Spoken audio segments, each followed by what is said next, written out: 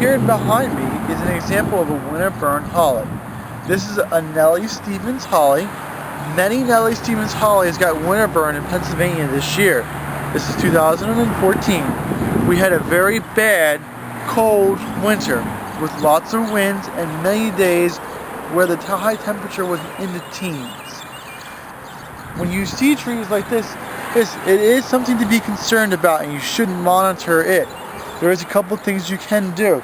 The first thing to do is a lot of people like to take off the dead leaves. You don't really have to do that, and sometimes you don't want to do that because if you take off a leaf that's dead, that you think it may be dead, it actually may not and may hurt the tree later. The best thing to do is to wait for a little bit later in the spring to see which leaves are actually good and which leaves are actually bad before you remove anything. The next thing you can also look at is that this one here, it has lots of green stems on it. And when you have green stems, there's a chance that the buds may still be alive. So don't remove stems that are green. Wait until later in the spring to see which stems blossom out with new buds and flowers and which stems are actually truly dead.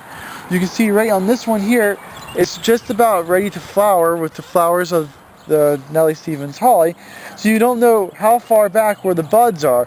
Just give it some time and you'll see which buds are alive and which buds are dead.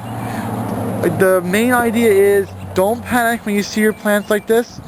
Give it some time, see how the plant's going to react before you go start ripping out and getting new trees. And this was a well-established Nellie Stevens, is that correct? Yes, this was planted in here probably when it was like 4 to 5 feet tall. And it's definitely up to 8, maybe even a little bit up to 9 foot tall. So even if you planted your tree last year, a lot of trees that were planted prior to that had been established and been in the ground also had damages. Well, thank you, Mike. And what other trees suffered windburn damage this year from the severe winter? All evergreens suffered this year.